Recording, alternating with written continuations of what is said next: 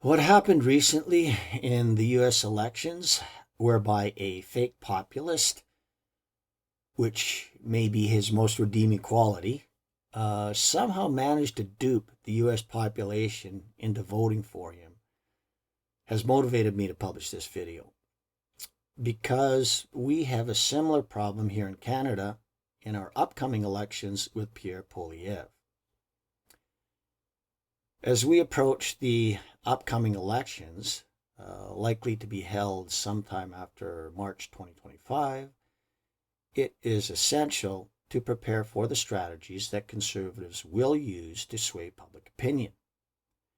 One prominent talking point is the claim that government spending causes inflation. This assertion often includes accusations of excessive money printing and criticisms aimed at the Bank of Canada for rising inflation rates. The argument that government spending alone is the root cause is overly simplistic and just plain wrong. While conservatives will continue to say money printing caused inflation during the pandemic, statistics will show that the price setters were the driving mechanism. Although there is some truth with too much money chasing too few goods and services, albeit in this case, it wasn't the reason for rising inflation. Inflation can be influenced by multiple factors: higher input costs, production disruption, monopoly pricing, interest rate increases, foreign exchange speculation, devaluation of the currency, and a collapsing economy, just to name a few. Economic textbook causes of inflation are generally categorized as demand pull or cost push inflation. I will focus on cost push inflation, which is what happened during COVID. Producers of goods and services simply raised their prices to increase profits, given the green light as government spending commenced. I will focus on price gouging by comparing the profit margins of various industries as prices rose during the pandemic. All other things being equal, if a company raises prices and its profit margin increases, you have found the cause: increased profits because of raised prices. Contrary to conservative claims, the resulting inflation during the pandemic wasn't due to government spending or money printing. Instead, it was largely driven by the actions of price setters, both financial and non-financial industries. The catalyst for rising prices seemed to be initiated by the Canadian federal government announcing the initial $82 billion aid package for the Covid-19 emergency response on March 18, 2020. It is almost as if there was a green light to raise prices and blame it on government spending.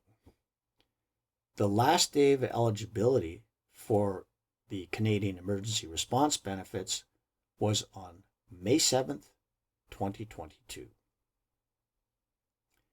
In the financial sector, from the second quarter of 2020 to the second quarter of 2022, the total financial and insurance industries enjoyed more than a twofold increase in their profit margins, from 16.1% to 36.2% over that 2-year period.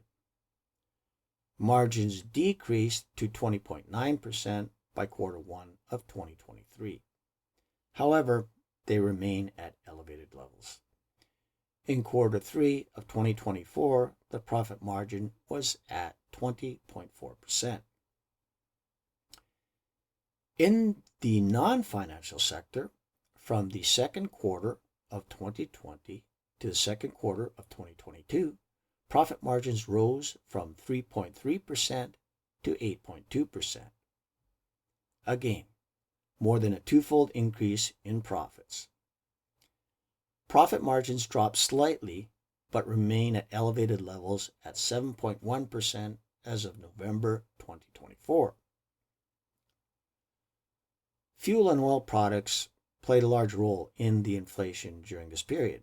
For example, the average price Canada-wide for regular unleaded gasoline went from 91 cents per liter in March 2020 to $2.07 per liter in June of 2022, more than a twofold increase in price. In November 2024, the average price was $1.51 per liter.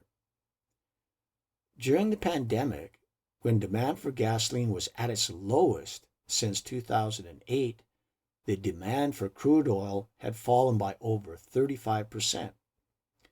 In response, oil refineries ceased production of oil products like diesel and gasoline, thereby creating an artificial shortage and justifying higher oil and gas prices.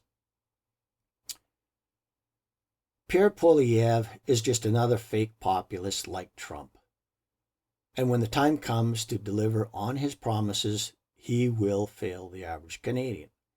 However, if the Conservatives gain a majority, I can guarantee tax breaks for the rich and corporations, while government services that benefit all of us will be attacked.